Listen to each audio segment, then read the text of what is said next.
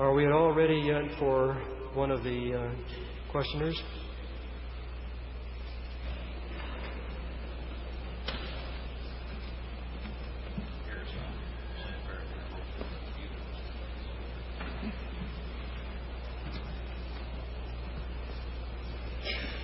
The question is from Todd Harvey.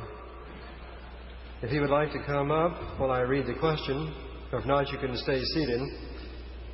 Why is it necessary that for halos to form the rocks, why is it necessary that for the halos to form the rocks must solidify very quickly? I think what he's saying is, why is it necessary for the rocks to solidify very quickly? Are there no halos in liquids? That's correct. There are no halos in liquids. Remember the example we showed of putting the Alka-Seltzer in the water?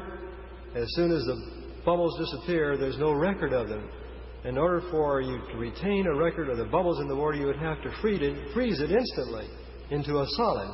So yes, it's true. There are no halos in liquids. I'll finish the series of questions, then I'll bring out another example. Jane O'Connor, UT. If it took millions of years for the granites to cool, according to evolutionists, how could this long cooling period be duplicated in an experiment? Well, you see, that's the point. That I'm saying it didn't take millions of years for it to cool, and a particular piece of granite did not supposedly take millions of years to cool. You see, the Earth supposedly was cooling down over hundreds of millions or billions of years of time. And so when you see mountains of granite called batholiths, certainly it didn't take hundreds of millions of years for a small piece of that to cool. So what I'm saying is that only, as we well know, if something is going to cool, it's going to cool bit by bit or inch by inch or foot by foot. So it's not that the entire formation or the entire rock formation supposedly took hundreds of millions, but that rocks were cooling down repeatedly, supposedly over a period of billions of years. But nevertheless, for an entire batholith, something 10 kilometers long by 3 kilometers wide by 2 or 3 kilometers deep, would have taken the hundreds of thousands or millions of years to cool by itself. And so it's not the entire rock itself taking millions of years. It is the rock itself taking millions of years, but on an inch-by-inch basis, of course, the rock is cooling at a definitive rate. For example, and we'll talk about this in just a few minutes, in the context of volcanic eruptions, specifically Kilauea out in Hawaii, there was a lake of lava that began to cool back in 1959. And it had cooled year by year and inch by inch. In fact, several inches per month at one particular time, of the order of 4 inches per month. The depth was cooling. And so solid rock was forming on the top of the Kilauea lava lake at the rate of about 4 inches per month. Well, unless these last eruptions have disturbed things, and they may very well have, a year or so ago it was predicted that by this year or next year, that entire lake would have crystallized. In other words, finally turned into rock. So, yes, the mountains of granite are there, and yes, they, all in all, took supposedly millions of years or hundreds of millions of years to cool, but cooling nevertheless at a rate which is very well defined, supposedly. All right, Jim Watson, would you define both terms, creation science and science? Well, creation science does not affect the here and now. I go into the laboratory, I publish my scientific reports using the same science that everyone else uses. Creation science today and science today have much in common in that both recognize, as I do, that we're living by known physical laws in the here and now. Where things are different is how we look at the past. The uniformitarian viewpoint is that things have remained under the guidance or the direction of the uniformitarian principle from now to the infinite past. In the creation science model, which I have proposed, and it's in my book, I'm simply saying there were particular times, for example, at creation, there were particular times at the time of the flood, when there were unusual events taking place that cannot be explained on the basis of laws as presently understood. I'm saying the granite cannot form on the basis of laws that are presently understood. So when you're talking about creation science or the possibility of teaching creation science, nothing in physics, in experimental physics, is going to change. Nothing in experimental chemistry is going to change. Nothing in experimental biology changes at all. It is only the basic premise in the interpretive framework of the past that we're talking about in terms of a change.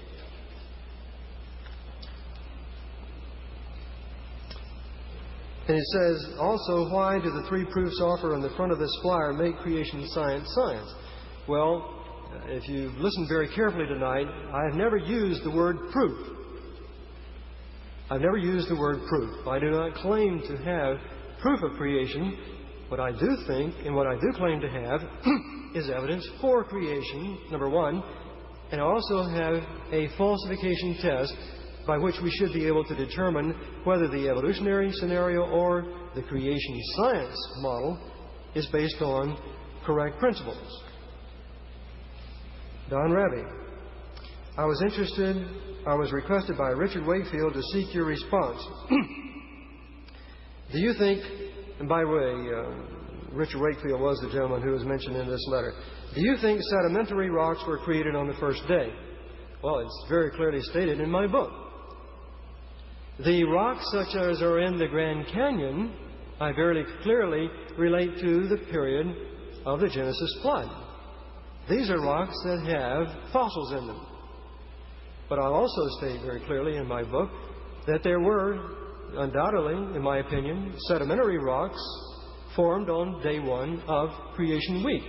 These are the non-fossiliferous sedimentary rocks. And are halos found only in Precambrian rock? Well, remember, I use the word Precambrian just to give a broad general overview to help people identify the kinds of rocks that we're talking about. No, in the geological connotation of the word Precambrian, no, they are found in other rocks as well, much later in time, presumably. In fact, I was out in California just in December. I had a long discussion with several geologists. There's a batholith, a granite batholith out there, and they were wondering, what are you going to do about this Cretaceous granite? Well, I talked to them at great length and listened to their arguments as to why they felt it was Cretaceous, meaning the time, of course, of fossils. And it turned out the reason they thought it was Cretaceous is that they felt that the sediments had actually were there and that the granite itself had intruded into the sediments. So therefore they were saying that the granite was later than the sedimentary rocks. Well, as I probed the issue and asked them in detail why they felt the granite had intruded the area, it turned out that indeed the basis of their response was it was a uniformitarian geological type assumption. And I discussed with him at great length, I don't have time to go into it tonight, reasons why, yes, those rocks that are presumably called Cretaceous granites were still a part of the original created rocks, and that indeed that what had happened is instead of the granite coming in as a magma and cooling, it had actually been pushed up from below. Are there other questions?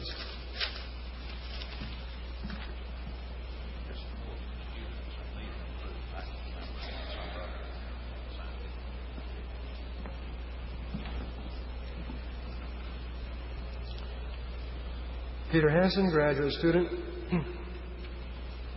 Assume at an early point in the history of the Earth it was still a molten mass.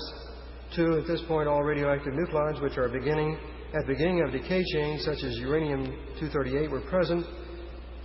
During the period the material containing this nuclide was solidifying, no halos could form. Once the material solidified, some of the original nuclide will still be present. Uranium-234 is available today. Why couldn't this be responsible for the halo formation?